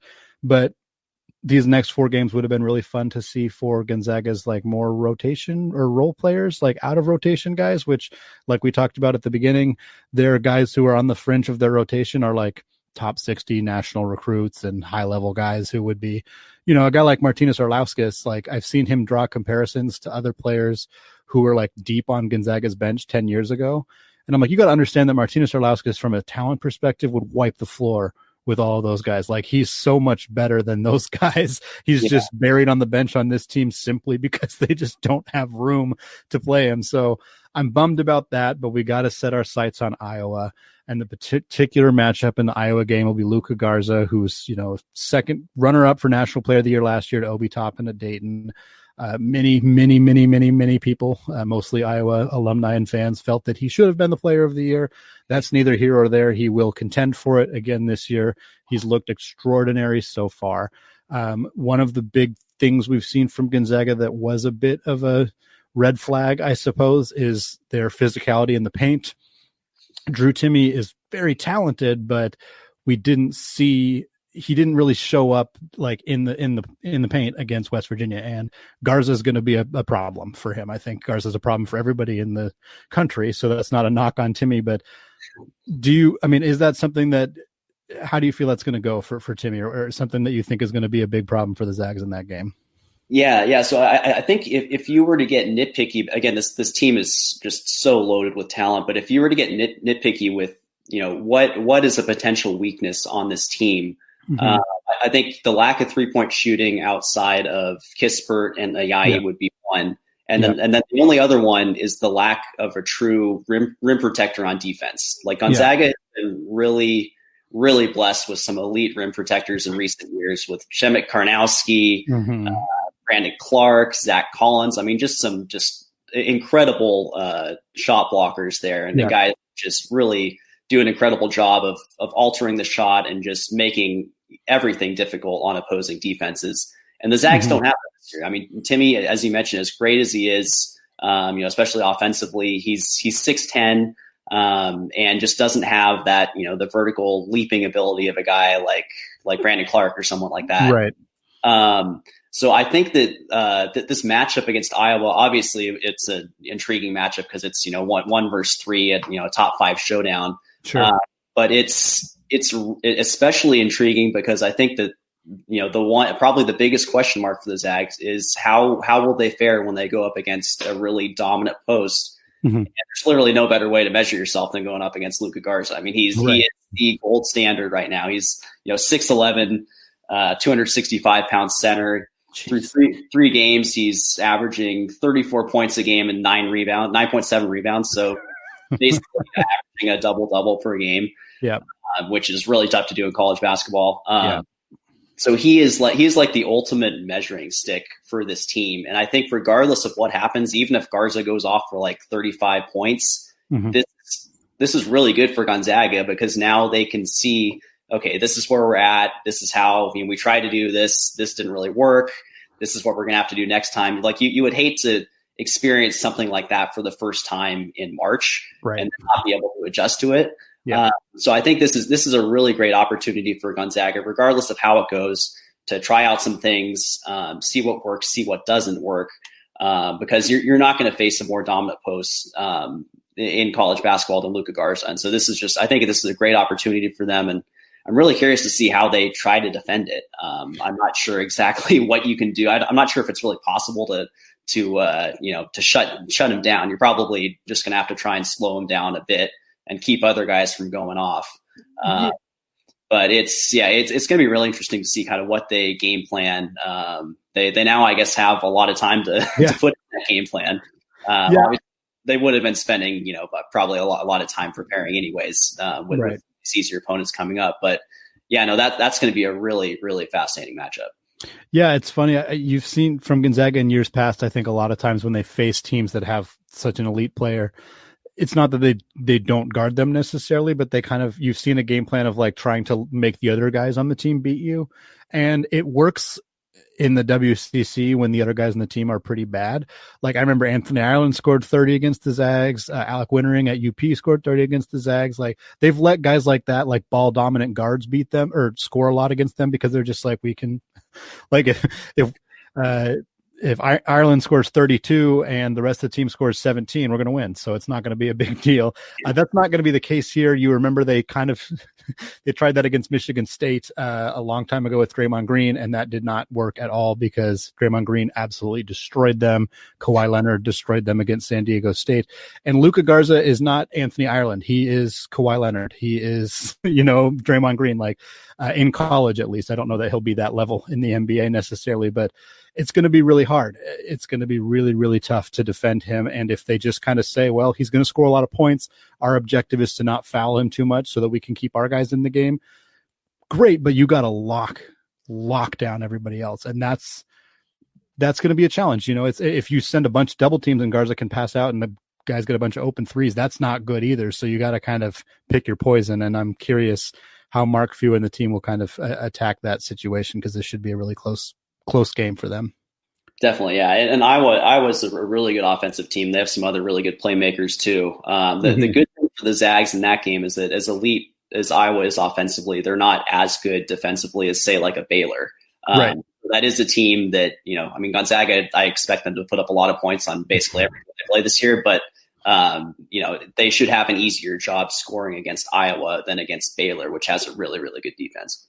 I don't know what the over-under is on that game, and I'm not somebody who particularly pays that close of attention. But if you can bet that the teams will combine for more than 180 points, I would probably say that because there's going to be a lot of points in that basketball game. Yeah, it's going to be up and down, high scoring affair. Yeah, should be fun. All right, Cameron, last question before I let you go.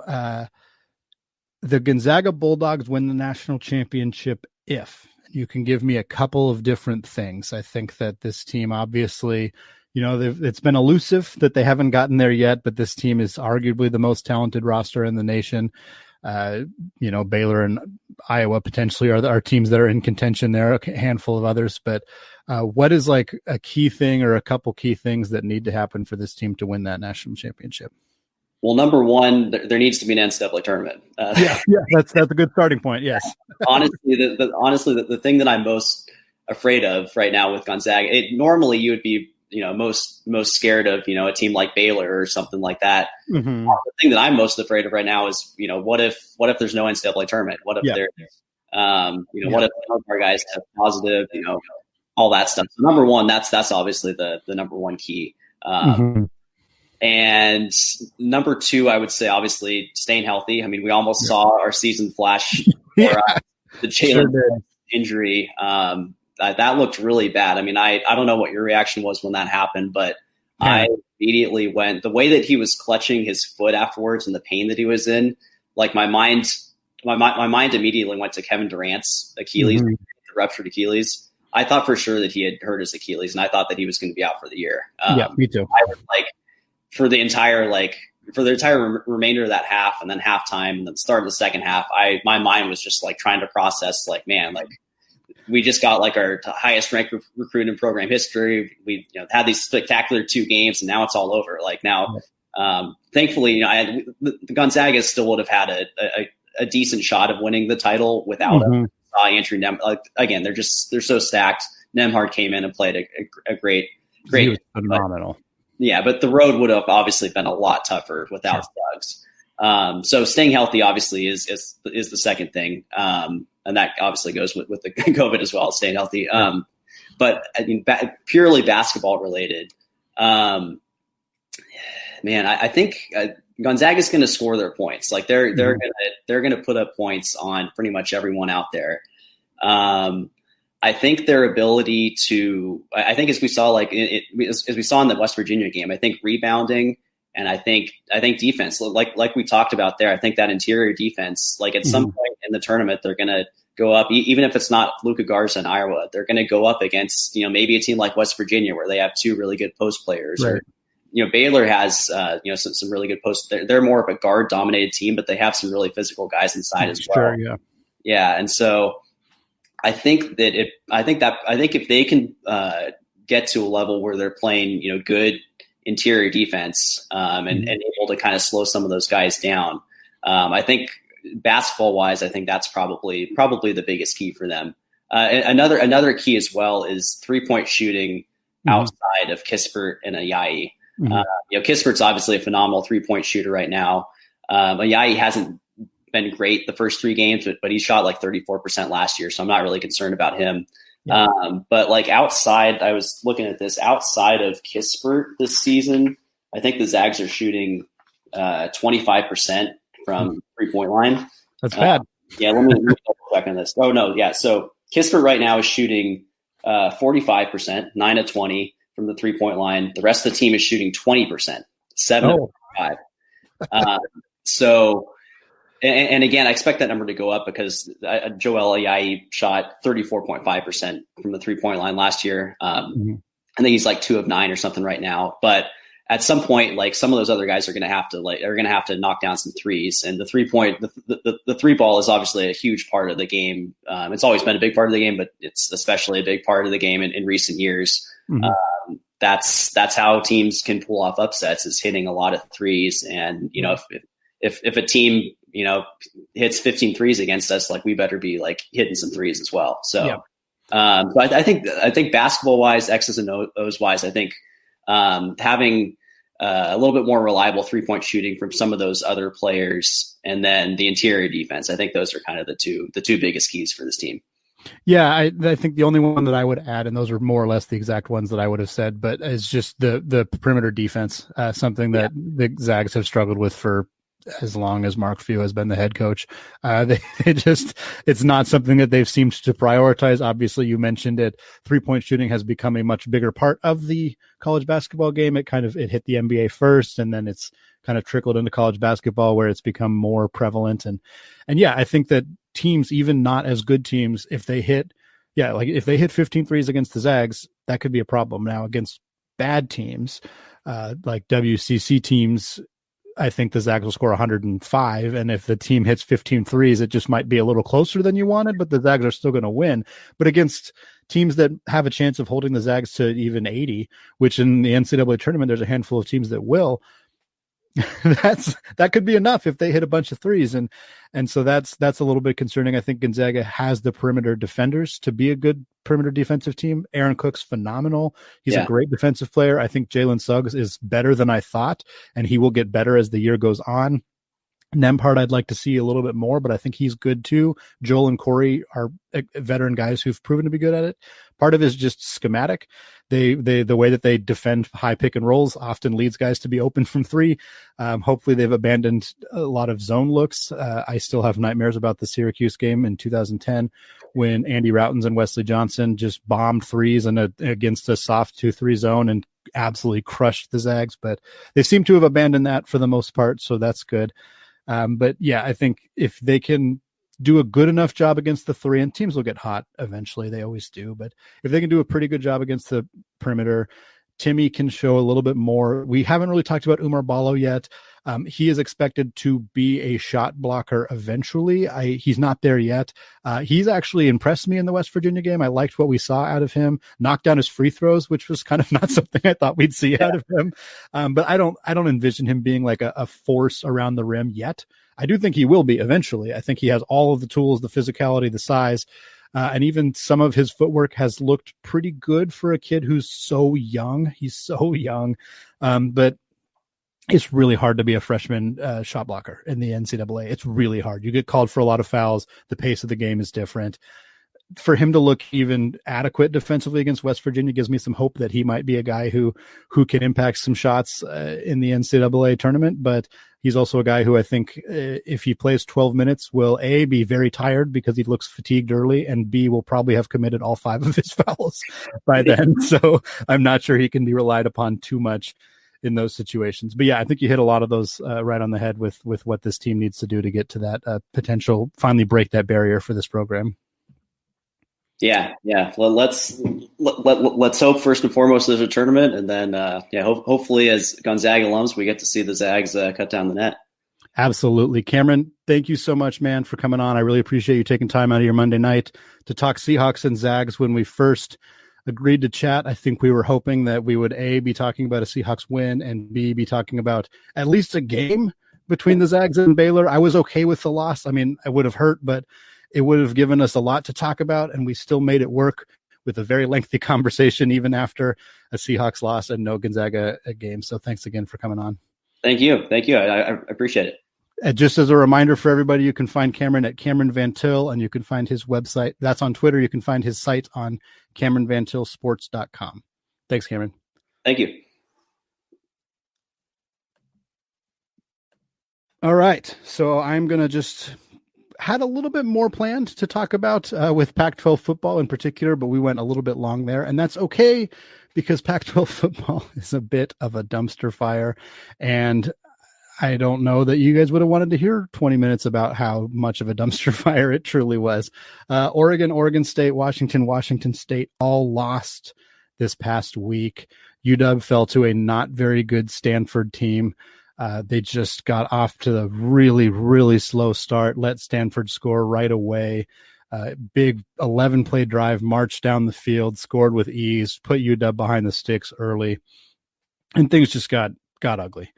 They got ugly right away for this team. They ended up crawling back and made it look a little bit better, but it was rough. And this completely dashed their hopes of the Pac-12 North. Dashed their hopes of any kind of playoff picture. They're still probably going to win the Pac-12 North because the Oregon Ducks lost as well. The Ducks now have 2 losses. We're talking about a team that was expected to be a potential candidate for the college football playoff, that was a virtual shoo-in to be playing USC in the Pac-12 championship game. Now Oregon is out of that. They lost to Cal. Their defense has just been atrocious all year. I mean, it's been so bad. And with a guy like Kayvon Thibodeau off the edge, like, they have so much talent on this team, and it's just been really, really ugly. And now I think, you're going to have UW probably limp into a Pac-12 North championship. They're going to play USC, assuming that game happens. USC virtually locked it. I think they did lock it in, assuming the schedule doesn't change, because USC is 4-0 at this point. Colorado's 3-0. But since those two teams aren't playing each other, there's not really any way to potentially get a different Pac-12 South champion. USC pummeled Washington State, beat them real badly, scored 4 touchdowns in the first quarter, all by Amon-Ra St. Brown. He tied a USC receiving record with 4 touchdowns in a game. He did it in a quarter, which is obscene. Washington State was going up with 2 members of their secondary were not playing, which was part of the reason that USC was able to move the ball so efficiently. But just a rough year, a rough week for all of the Pacific Northwest teams in the Pac-12, and kind of just a rough year for the Pac-12 in general. I had far more thoughts planned on how the decision-making to postpone the season or cancel the season initially, then decide to bring it back, then decide to set up a schedule where you have no ability to reschedule games, no bye weeks built in, none of that, really set themselves up for failure. Obviously, they were operating in states that have more stringent COVID restrictions than most of the other states in like the SEC or ACC or other conferences like that. But the Pac-12 should have been more prepared for that. And the fact that they weren't really set themselves up for a wonky season. And that's what you got, is a super wonky season. You got nobody being very good. USC will limp out on top. They're not remotely a candidate for the college football playoffs in my mind. And it's kind of just going to end with a whimper. I think Oregon and Washington will play each other this week in a game that would have had a lot more intrigue had either of those teams won this last week. But the fact that neither of them did just kind of makes it not a particularly interesting game. So it's a bummer note to end on. But like I said at the start of the show, it was a bummer week for sports in the Pacific Northwest. Hopefully next week will be better. We'll have more fun things to talk about. I'm really already excited about the guests we have lined up for next week. It should be a really good one. But thank you all for listening. Thanks again to Cameron Van Til for coming on to the show. I really appreciate his insight on both the Seahawks and the Zags. And I'm looking forward to talking to all of you again in 1 week. It's the Worldwide Sports Radio Network.